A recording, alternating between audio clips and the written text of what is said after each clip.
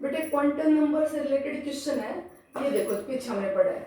ये कहते हैं इनमें से कौन सा सेट करेक्ट नहीं है या कौन सा सेट करेक्ट है। देखो n is equal to 5, fifth principal shell, n is equal to 5 के लिए l is equal to 4, fifth principal shell के लिए l की वैल्यू 4 हो सकती है, हो सकती है। n इज इक्वल टू 5 होगा तो बेटा l की वैल्यू 0 1 2 3 4 हो सकती है। तो l इज इक्वल टू 4 मतलब g है, तो 5g पॉसिबल, यस।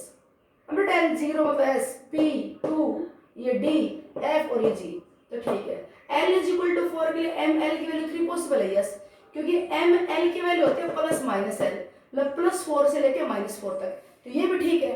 इसके बाद अगर हम बात करें नेक्स्ट एम एस की वैल्यू प्लस हाफ, तो ये ठीक है, प्लस हाफ और माइनस हाफ ही होती है वैल्यू। अगला देखो n is equal to 4, l is equal to 3, yes, 4 principal shell में सबसे होते हैं, yes. l is equal to 3 मतलब f है, l इज इक्वल टू 3 मतलब f है, ठीक। तो n इज इक्वल टू 4 के लिए बेटा l की वैल्यू 0 1 2 3, तो ठीक है। m l की वैल्यू -2, ये भी ठीक है, क्योंकि l 3 है तो m l की वैल्यू +3 से -3 तक, ठीक है। -2 ये भी सही है, -1/2। n इज इक्वल टू 3 के लिए l 3 हो सकता है। थर्ड प्रिंसिपल सेल में l is equal to 3, l 3 का मतलब f, क्या 3f पॉसिबल है? नहीं है। क्यों नहीं है पॉसिबल? क्योंकि बेटा n इज इक्वल टू 3 के लिए l की वैल्यू पॉसिबल है 0 1 2, तो 3s हो सकता है, 3p 3d, l की वैल्यू 0 1 2, ये 3 पॉसिबल है, तो ये गलत हो गया। ओके, तो ऐसे अपने को ये करना आना चाहिए। ये ग्राफ से रिलेटेड क्वेश्चन देखो, ग्राफ से रिलेटेड लास्ट वीडियो आप रिवाइज कर देखना, उसमें 3 ग्राफ बताए गए थे। 3 के एक तो क्या था, साई मतलब r versus radial wave function versus distance from the nucleus, तो 1s का तो यहीं स्टार्ट हो जाएगा, 1s का तो यहीं स्टार्ट हो जाएगा। 2s है तो बेटा 2s में नीचे की तरफ चला जाएगा, फिर 3s में ऊपर की तरफ आ जाएगा, 4s में फिर नीचे की तरफ चला जाएगा। और r स्क्वायर तो 1s का स्टार्ट तो यहीं से हो जाएगा, और 2s का भी स्टार्ट यहीं पे हो जाएगा, पर वैल्यू पॉजिटिव रहेगा, ऐसा रहेगा, क्योंकि ये r स्क्वायर नेगेटिव नहीं होता। और अब ये वो थिक सेल दे रहा है जब probability of finding the electron maximum है, ये तरह को radial probability, the probability of वो थिक सेल न्यूक्लियस की तरफ की वो थिक सेल जहां पे probability of finding the electron, मैं बता दी इलेक्ट्रॉन 1s के यहां से लेके यहां तक प्रेजेंट है, ये कह रही सारे में इलेक्ट्रॉन प्रेजेंट है 1s के, पर कहां पे probability of finding the electron maximum है, तो मैक्सिमम कहां पे बता दे कि जी मैक्सिमम इस सेल में मैक्सिमम है, ठीक है। तो बेटे अगर ये ग्राफ लिया जाए किसके रिस्पेक्ट में, रेडियल प्रोबेबिलिटी फंक्शन 4 पाई r स्क्वायर, ठीक है, वर्सेस r स्क्वायर ये, तो बेटे ये 1s के लिए ऐसा आता है ग्राफ, 1s के लिए, क्योंकि बिल्कुल न्यूक्लियस से बिल्कुल पास प्रोबेबिलिटी मैक्सिमम नहीं, लेकिन थोड़ी डिस्टेंस, और डिस्टेंस की होती है 0.529 एंगस्ट्रॉम, पिकोमीटर में तो 52.9 पिकोमीटर। याद रखो फर्स्ट ऑर्बिट की रेडियस, मतलब बोर के अकॉर्डिंग इलेक्ट्रॉन फर्स्ट ऑर्बिट में है, और फर्स्ट ऑर्बिट की रेडियस क्या है, तो क्या है 0.529 a not n square first z square, अगर हाइड्रोजन z की वैल्यू 1 तो 0.529 के आसपास मैक्सिमम मिलेगी। तो ऐसा ग्राफ मिलेगा किसके लिए, 1s के लिए, ये मिले थोड़े 2s के लिए, ठीक है। तो ऐसे ग्राफ दिए और पूछ ले जाए बताओ ये कौन से ऑर्बिटल के लिए हो सकता है, ये कह जाए is the given graph for the 3s 4p 5d correct, ये ग्राफ 3s के लिए हो सकता है, 4p और 5d के लिए, क्या बात सही है? तो देखें, देखो ये ऐसा यहाँ पे 1s, ठीक है, ये नोडल सरफेस आ गया 2s, फिर नोडल सरफेस आ गया 2 और 3 के बीच में, और 3s, ठीक है, ये 1 और 2 के बीच में नोडल सरफेस, 2 और 3 के बीच में नोडल सरफेस 3s का, ठीक है। P की शुरुआत बेटा 2 से होती है, P की शुरुआत 1 से नहीं होती, तो ये 2p और 3p के बीच खाली जगह, तो ये ग्राफ होता है 2p का, ये हो गया 3p के लिए, और यहाँ तक हो गया 4p के लिए, तो ठीक है 3s 4p। d की शुरुआत होती है 3 से, तो ये 3d के लिए इतना दिखाता, 4d के लिए यहाँ तक, 5d के लिए पूरा, तो ये ग्राफ 3s 4p और 5d का हो सकता है, ठीक है, ये रेडियल प्रोबेबिलिटी फंक्शन के लिए। अब ये देखो r स्क्वायर, ये Sai square, probability of finding the electron, यहाँ पे बेटा ये अगर ऐसे दे दीजिए तो 2p का, जैसे वो दे रखो 2p का, क्योंकि probability of finding electrons near the बिल्कुल न्यूक्लियस के बिल्कुल पास हो, 1 फर्स्ट सेल में हो सकती है, और 1p नहीं होता, तो ऐसा ग्राफ मिल सकता है आपको 2p का मिल सकता है, ऐसा ग्राफ आपको 3d का मिल सकता है, 4f का मिल सकता है, ऐसा ग्राफ, ठीक। 2p 3d, f की शुरुआत 4 से होती है, d की शुरुआत 3 से होती है, p की शुरुआत 2 से होती है, और बेटा ये बिल्कुल पास स्टार्ट होगी प्रोबेबिलिटी में मैक्सिमम, तो इसका मतलब किसका, ये यहाँ से लेके यहाँ तक तो 1s, अरे वो इधर चला गया तो 2s, ये किसका है 2s का, और ये इनमें से किसी का भी हो सकता है, ठीक है। ग्राफ वाला क्वेश्चन जरूर एक बार करके देख लेना। We have to write the electronic configuration. Next अपना बेटा टॉपिक है to write the electronic configuration of an atom. Electronic configuration means arrangement of electrons of the atom into its various orbital. हमें पता है एटम में electrons कहाँ present होते हैं, मेन सेल की सब सेल की ऑर्बिटल में, और एक सेल में बहुत सारे सब सेल्स हैं, थर्ड प्रिंसिपल सेल, तो 3s भी है, 3p भी है, 3d भी है, और एक सब सेल में बहुत सारे ऑर्बिटल्स भी हैं, px py pz ऐसे। तो एक इलेक्ट्रॉन को कौन से सेल की किस सब सेल की कौन सी ऑर्बिटल में रखा जाएगा, किस तरह से उन इलेक्ट्रॉन्स का अरेंजमेंट किया जाता है, उसे बोलते हैं इलेक्ट्रॉनिक कॉन्फ़िगरेशन। इलेक्ट्रॉनिक कॉन्फ़िगरेशन लिखने के बेटा हम 3 रूल्स यूज करेंगे इलेक्ट्रॉनिक कॉन्फ़िगरेशन लिखने के लिए। 3 रूल्स यूज करेंगे जिनमें पहला है अबोव प्रिंसिपल। आज हम रूल से पढ़ेंगे पहले अबोव प्रिंसिपल। अबोव प्रिंसिपल क्या है वो तो बाद में बताएंगे। अबोव बेटा किस साइंटिस्ट का नाम नहीं है, मोस्ट ऑफ प्रिंसिपल साइंटिस्ट के नाम पे बेस्ड होते हैं। ये पूछ लेते it is the name of scientist, no, ये एक जर्मन वर्ड है, ये एक जर्मन वर्ड है और इसका मतलब होता है बिल्डिंग अप। इसका मतलब होता है बिल्डिंग अप, मतलब चढ़ता हुआ, राइजिंग वे, चढ़ता हुआ कर, बिल्डिंग अप, ऊपर जाता हुआ। अबोव साइंटिस्ट का नाम नहीं है, ये जर्मन वर्ड है and it means is building up. ठीक है, तो अबोव प्रिंसिपल ने कहा कि if you arrange the electrons of an atom then starting from the least energetic orbital, start कहां से कीजिए, start to fill the electron from the least energetic orbital, उस ऑर्बिटल में इलेक्ट्रॉन रखो पहले जिसकी एनर्जी सबसे कम है, and then continuously fill up into the increasing order of their energies, then continuously fill up to increasing order of their energy. सबसे पहले आप लीस्ट एनर्जी वाली ऑर्बिटल में इलेक्ट्रॉन रखो और उसके बाद इंक्रीजिंग ऑर्डर में फिल करते जाओ। ये है अबोव प्रिंसिपल कि जब भी इलेक्ट्रॉन्स को अरेंज करो first of you fill the electron in the least energetic orbital. अब हमें ये कैसे पता चलेगा कि किस ऑर्बिटल की एनर्जी कम है या ज्यादा है, तो बेटा energy order decide by the Bohr Bury rule. Orbitals की एनर्जी का ऑर्डर डिसाइड किया गया अकॉर्डिंग टू बोहर-बेरेज रूल। इस रूल के according Bohr Bury rule to decide the energy of the various orbitals. अगर एनर्जी डिसाइड करने तो बेटा इस रूल के अकॉर्डिंग, बोहर-बेरेज रूल को बोलते हैं n+l रूल, n+l रूल। बेटा ये रूल अप्लाई होगा only for the multi electron system. This rule is apply only for the multi electron system, मतलब ये रूल उन्हीं एटम या आयंस का कॉन्फ़िगरेशन लिखने के लिए अप्लाई किया जाएगा जिनके पास इलेक्ट्रॉन एक से ज्यादा है। Means that rule not applied for that rule not applicable, or you can say not applied for the uni electron system। जिनके पास एक इलेक्ट्रॉन है उसके लिए रूल अप्लाई नहीं होगा। वन इलेक्ट्रॉन सिस्टम जैसे हाइड्रोजन है, हीलियम आयन है, लिथियम डाइपोजिट है, इनके लिए अप्लाई नहीं होगा। पहले इन्हीं के लिए सुनो, इनके लिए क्या अप्लाई होगा। ये वन इलेक्ट्रॉन सिस्टम के लिए बताया कि एनर्जी का ऑर्डर क्या होता है, जितने n की वैल्यू इंक्रीज होगी एनर्जी बढ़ती जाएगी। मैंने n+l रूल छोड़ दिया पर उसी के बारे में बता रही हूँ कि वन इलेक्ट्रॉन के सिस्टम को एक इलेक्ट्रॉन है और उसको आपको फिल करना है, तो वहां पे इलेक्ट्रॉन फिल करने का जो एनर्जी का ऑर्डर है, वहां पे ऑर्बिटल्स की जो एनर्जी का ऑर्डर है वो डिसाइड कौन करेगा, ओनली n, क्योंकि वहां पे जो इलेक्ट्रॉन बेटा सिर्फ अट्रैक्शन फील कर रहा है, वो सिर्फ क्या फील कर रहा है, अट्रैक्शन, वहां पे रिपल्सन तो है नहीं। अगर एटम में इलेक्ट्रॉन एक से ज्यादा है तो बेटा इन इलेक्ट्रॉन्स में अट्रैक्शन के साथ साथ आपस का रिपल्सन भी होता है, और रिपल्सन कौन सा कितना प्रोवाइड करेगा वो डिपेंड करेगा कि कौन सी ऑर्बिटल में है, उसकी शेप क्या है, और शेप के बारे में कौन बताता है, एल। इसलिए जब मल्टी इलेक्ट्रॉन सिस्टम हो तब तो एनर्जी डिसाइड करेगा n और l दोनों मिलके, n+l रूल। और जब एक ही इलेक्ट्रॉन है तो रिपल्सन तो है नहीं, ओनली अट्रैक्शन है, और वो कौन डिसाइड करेगा, n। क्या कहता है, जिसकी n की वैल्यू लार्ज उसकी एनर्जी ज्यादा, अगर n सेम तो एनर्जी भी सेम, मतलब लीस्ट एनर्जेटिक ऑर्बिटल होगी कौन सी, 1s। फर्स्ट प्रिंसिपल सेल में एक ही सब सेल है, for n is equal to 1 बेटा l इज इक्वल टू 0, बोलो तो 1s, और l इज इक्वल टू 0 के लिए ml की वैल्यू 0, तो एक ही ऑर्बिटल है। फर्स्ट प्रिंसिपल सेल की s सब सेल में एक ही ऑर्बिटल है तो उसकी एनर्जी सबसे कम। फिर n की वैल्यू 2 करो तो 2 में 2 2s और 2p, 3s 3p 3d, तीनों की एनर्जी बराबर, 4s 4p 4d 4f, चारों की एनर्जी बराबर। तो बेटा ये एनर्जी ऑर्डर ओनली सिर्फ अप्लाइड होगा वन इलेक्ट्रॉन सिस्टम के लिए कि जिसका n सेम उनकी एनर्जी भी सेम। ओके, न मल्टी इलेक्ट्रॉन सिस्टम के लिए अप्लाई होगा n+l rule, bore bearish rule.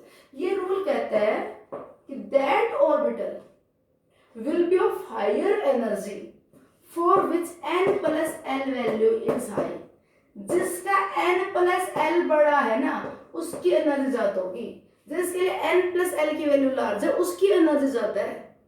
अब n+l वैल्यू कैसे निकाले, जैसे 1s, ध्यान से देखना 1s के लिए बेटा ये n है, n ये क्या n, तो n इज इक्वल टू क्या 1, s सब सेल s के लिए l की वैल्यू 0, तो n+l 1 + 0 is equal to 1। Okay, तो n+l वैल्यू क्या है इसके लिए 1। आगे लिखे 2s के लिए n+l वैल्यू बेटा n2 और l0, तो इसके लिए n+l वैल्यू यहाँ पे लिख जाते हैं n+l वैल्यूज, इसके लिए 1 आई, इसलिए 2 + 0 2 आई, तो 1 से आई इधर से 2s की 2p।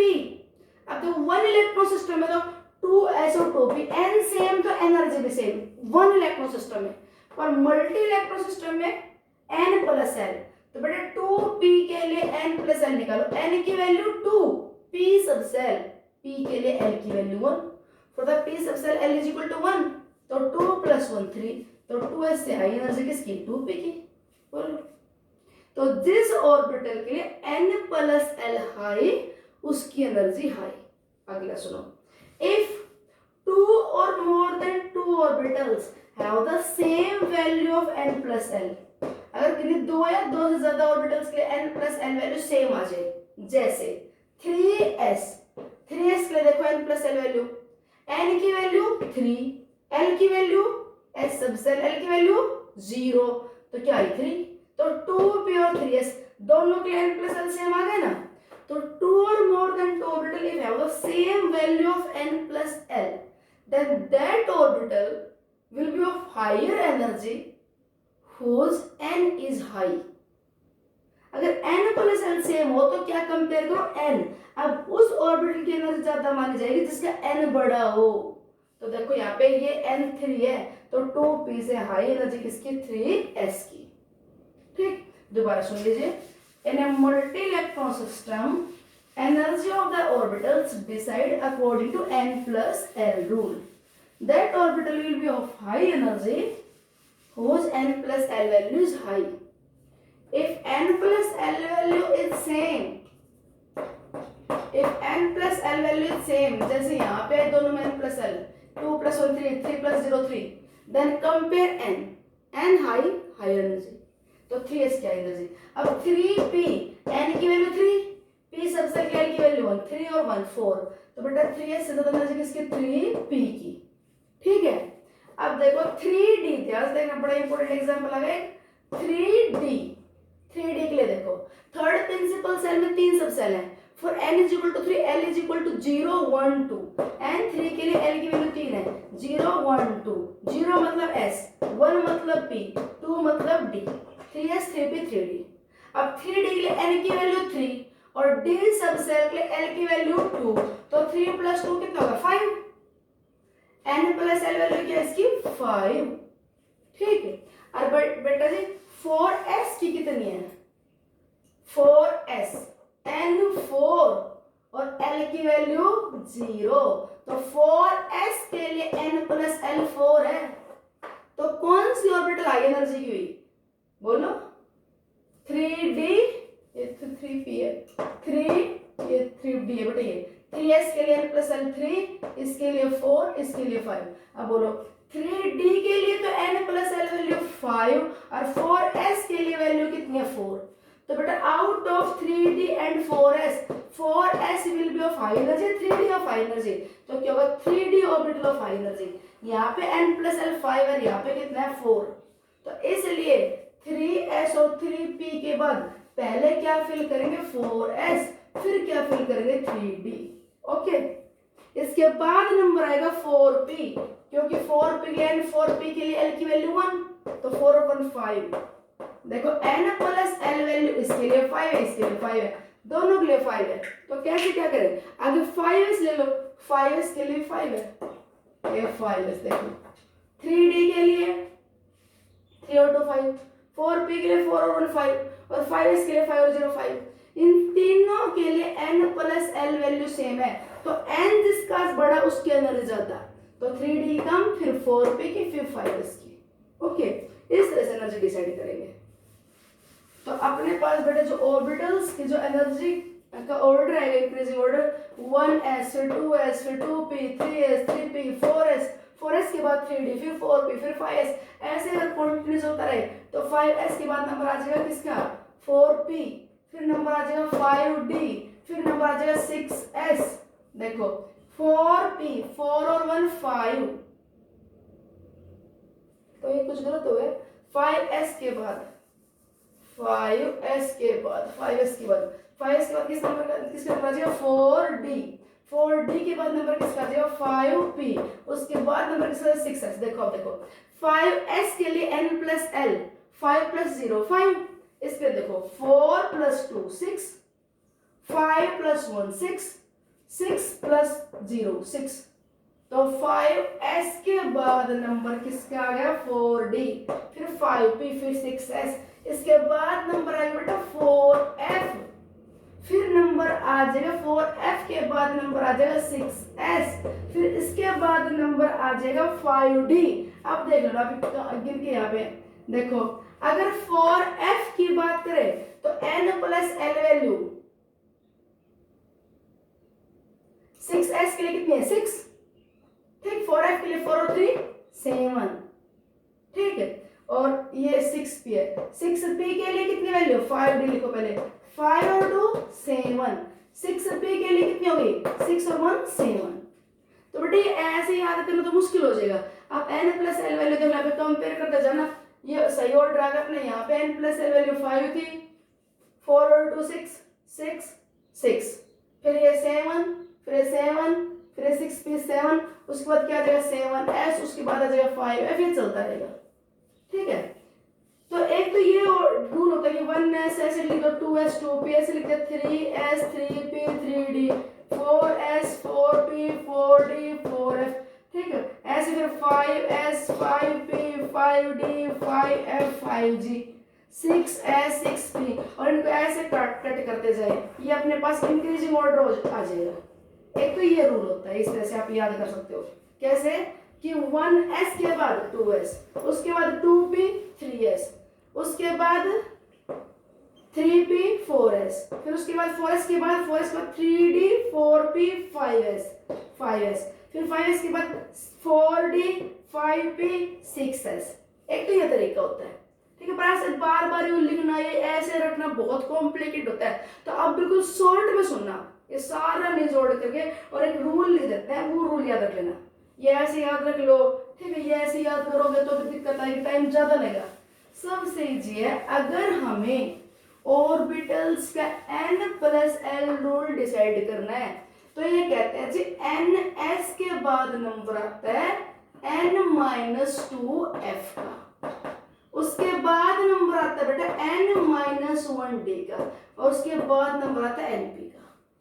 ये अपना सफिशिएंट रहता है, रूल याद रखना, अप टू 118 एलिमेंट तक, अगर 118 एलिमेंट तक कॉन्फ़िगरेशन लिखना है तो ये सफिशिएंट है, और उसके बाद अगर लिखना हो तो ये थोड़ा और चेंज करना पड़ेगा, ns के बाद n-3g, फिर उसके बाद आगे n-2f, फिर उसके बाद n-1d, फिर np, ये होता है, ठीक है। ये अभी समझ जाओ, ये n प्लस l रूल लिखा है, देखो ns के लिए n plus l value n, ये n है प्रिंसिपल क्वांटम नंबर, ये n-2 है प्रिंसिपल क्वांटम नंबर, तो n-2 और f के लिए l की वैल्यू 3, तो n प्लस 1, n-1 d के लिए l की वैल्यू 2, तो n प्लस 1 n प्लस 1, तो पहले किसको फिल करोगे n ऑर्बिटल को, फिर किसका नंबर आएगा n प्लस 1 n प्लस 1, ये n प्लस l वैल्यू लिख दी मैंने, ये मैंने क्या लिख दी यहाँ पे n प्लस l, देखो n l0 तो n-2 तो n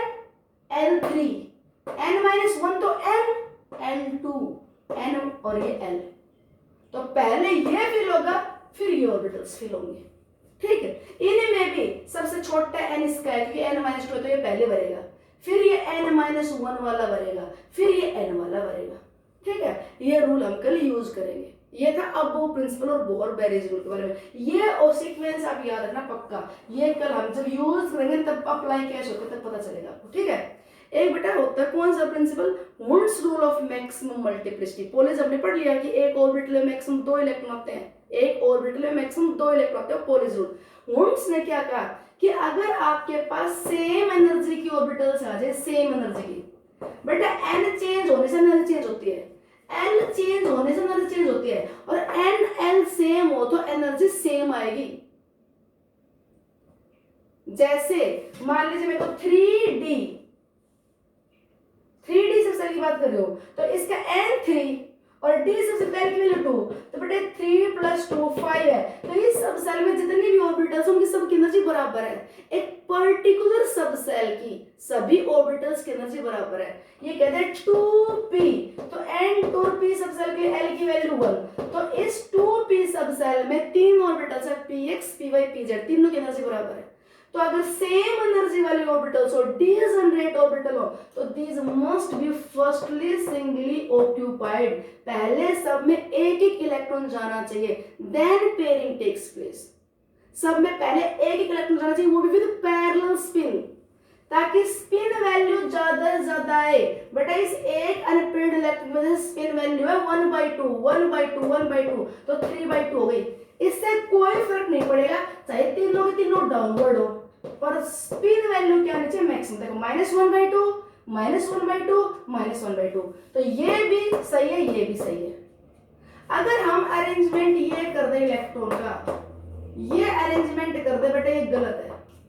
अगर ये कर दिया जाए तो ये गलत है। देखो 1/2 प्लस का -1/2 कैंसिल हो गया, 1/2 है, यहाँ पे स्पिन वैल्यू 3/2 आ रही है, यहाँ पे -3/2 माइनस को आपको मत समझना, माइनस में एंटी क्लॉकवाइज चल रहा है, तो यहाँ पे 3/2 है, यहाँ पे 3/2 है, यहाँ पे 1/2 है, तो ये रूल को ओबे नहीं कर रहा हूँ उसको। अगर अरेंजमेंट ये कर दिया जाए, सेम एनर्जी वाली ऑर्बिटल्स में ये कर दिया जाए, ये कर दिया जाए, अब ये भी गलत है कि प्लस का 1/2 या माइनस का 1/2, फिर ये 0 गया, तो स्पिन वैल्यू कम आएगी। तो इलेक्ट्रॉन्स को सेम एनर्जी वाली ऑर्बिटल्स में इस तरह से फिल करो ताकि हो सके तो स्पिन मल्टीप्लिसिटी क्या है, ज्यादा से ज्यादा। और स्पिन मल्टीप्लिसिटी होती है 2s + 1, और s की वैल्यू होती है बेटा n/2 + 1। तो सीधी सी बात है, स्पिन मल्टीप्लिसिटी क्या आती है, n + 1। n क्या होते हैं, नंबर ऑफ अनपेयर्ड इलेक्ट्रॉन, तो अनपेयर्ड इलेक्ट्रॉन ज्यादा से ज्यादा होने चाहिए अगर हो सके तो। ये तीनों रूल फिर कल नेक्स्ट वीडियो में रिवाइज करेंगे और आगे पढ़ेंगे कॉन्फ़िगरेशन।